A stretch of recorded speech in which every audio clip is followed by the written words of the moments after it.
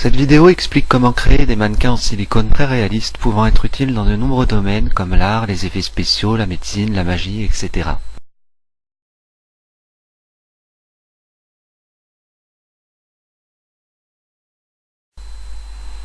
Se procurer un mannequin de vitrine réaliste en position debout, avec les bras orientés vers le bas et sans toucher le corps. Ils sont généralement accessibles aux particuliers qui les achètent par exemple pour de la déco. Poncer les éventuels petits défauts comme les traces de choc, rayures, coulures de peinture, etc. Améliorer éventuellement certains détails par gravure comme les lignes de la main par exemple. Créer un socle en bois constitué d'une barre verticale fixée sur une planche à l'aide d'équerre, puis faire un trou dans le crâne du mannequin pour pouvoir l'enfiler sur le socle.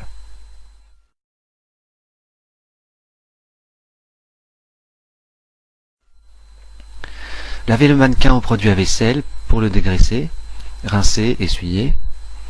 Boucher les éventuels trous et numéros gravés avec de la pâte époxy, du milliput par exemple. Ce travail à l'eau en mouillant abondamment, laisser sécher 24 heures puis poncer. Coller les différentes parties du mannequin de vitrine avec de la super glue 3. Camoufler les creux de séparation des différentes parties avec du milliput, ce qui va en même temps renforcer le collage.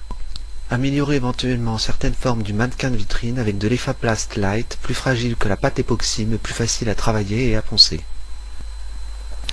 Dépoussiérer le mannequin avant le moulage. Pour séparer les deux faces du moule, poser sur le mannequin de vitrine un muret en plastiline, divisant les membres en deux parties bien égales. Faire adhérer le muret en écrasant la plastiline sur la face arrière et le faire bien net sur la face avant. On le fera passer sur l'arête des oreilles.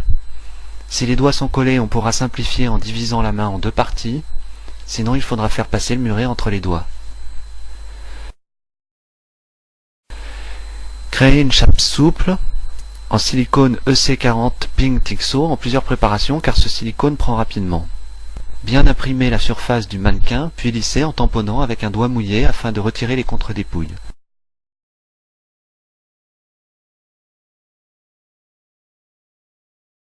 Créer 2 ou 3 couches superposées afin d'augmenter l'épaisseur de la chape en silicone. Il faut ensuite créer une chape rigide en plusieurs pièces. Pour séparer la première pièce des prochaines, poser un muret en terre. Préparer de la résine acrylique, par exemple du plasticrete, en ajoutant la partie poudre à la partie liquide jusqu'à obtenir une consistance suffisamment pâteuse pour adhérer sur la chape en silicone. Puis appliquer une couche au pinceau-brosse, y compris sur le muret en terre. Ajouter 2 ou 3 couches de résine en laissant prendre 30 minutes entre chaque. Puis faire une couche avec des morceaux de vérane. Tremper les morceaux dans la résine, les essorer, puis les appliquer en les superposant. Pour les bords, plier la vérane en deux pour une couche plus résistante car des vis seront insérées par la suite. La résine acrylique se nettoie à l'eau avant la prise, au-dessus d'une bassine pour ne pas boucher l'évier.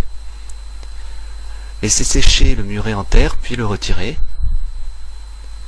Créer le muret en terre pour séparer la deuxième pièce des suivantes.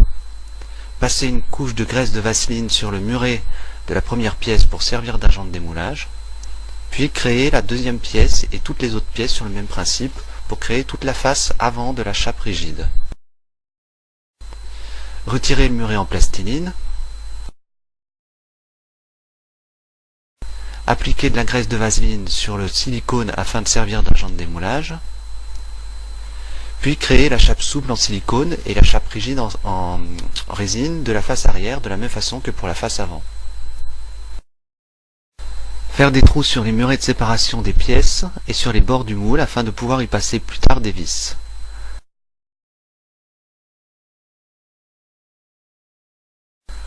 Scier les bords des murets en résine et de la chape pour dessouder les pièces et avoir des bords bien nets. Démouler les pièces en résine en faisant levier avec un tournevis. Faire des trous dans les pièces en résine tous les 10 cm environ. Dépoussiérer les pièces en résine pour reconstituer les deux faces de la chape rigide. Démouler la chape en silicone. Et placer les deux faces de la chape en silicone dans leur chape en résine correspondante. Pour fixer la chape en silicone contre la chape en résine, reboucher les trous des pièces en résine avec du silicone EC40 en débordant bien tout autour sur la chape en résine et en appuyant avec l'autre main à l'intérieur du moule. Si on ne fait pas le tirage tout de suite, on refermera le moule avec quelques vis pour éviter la poussière. Sinon, laissez les deux faces ouvertes et préparez du silicone EC00 avec du colorant couleur peau, de l'huile de silicone et un peu de thixotrope pour créer des couches moins fines. Passez le mélange au pinceau dans les deux faces de la chape en silicone, en plusieurs préparations afin de recouvrir toute la surface interne de la chape, en laissant prendre 1 heure entre chaque couche juxtaposée. Puis faire 3 autres couches superposées afin d'augmenter l'épaisseur du silicone. Coulez aussi une grosse couche de silicone au niveau des yeux afin de faciliter par la suite l'insertion des globes oculaires. En cas de débordement sur le muret de la chape, essuyez le silicone avec du sopalin avant la prise. Pour nettoyer le silicone, le laissez prendre puis le décoller à la main. Pour les pinceaux, bien les essuyer puis les touiller dans du white spirit avant la prise du silicone. Pour alléger le poids du mannequin en silicone et économiser du silicone, insérez de la mousse de polyéthylène dans l'une des faces. La mousse peut toucher le silicone mais ne doit pas forcer dessus. Faire attention aussi à la hauteur de la mousse afin que l'autre face n'appuie pas dessus lorsqu'on refermera le moule. Refaire une préparation de silicone mais sans thixotrope, puis la verser sur la mousse de polyéthylène afin de la fixer aux couches d'impression de silicone. Laissez prendre 2 heures le silicone puis fermez le moule.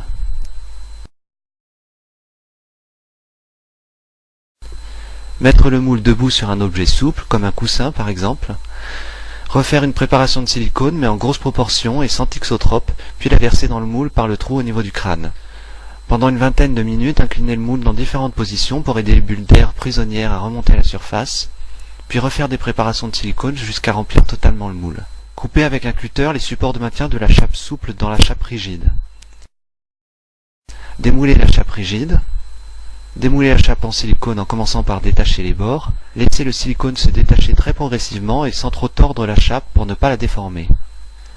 Remettre les faces de la chape en silicone dans leurs faces de chape rigide respectives et reconstituer les supports de maintien de la chape souple dans la chape rigide. Un prochain tirage. Si le mannequin en silicone a été créé en plusieurs parties, collez les différentes parties avec de la colle CAF 3. Massez le mannequin avec du talc pour créer une douceur de peau, pouvoir l'habiller plus facilement et faciliter l'application de la poudre de maquillage. Appliquez du blush avec un pinceau. Pour la couleur des lèvres, utilisez un coton-tige. Coupez les cheveux en silicone et la trace de la barre du socle avec un cutter ou une paire de ciseaux.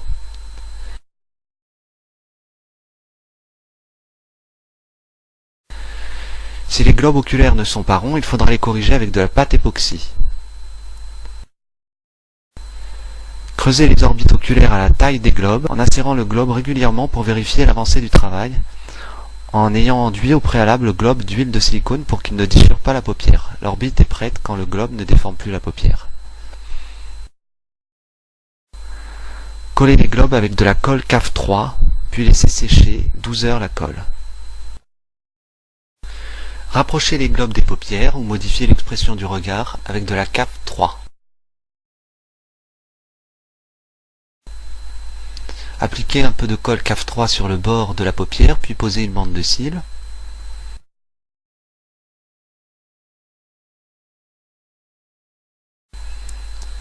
Pour les sourcils, mettre une fine couche de colle CAF 3 à l'endroit des sourcils, déposer des morceaux de cheveux sur la colle, arranger la forme des sourcils, puis essuyer les contours avec un coton-tige. Pour les ongles, appliquez une poudre de maquillage brillante rosâtre. Collez la perruque avec de la colle résiste à tout, latex, pour pouvoir changer de perruque, ou avec de la CAF 3 pour une tenue définitive.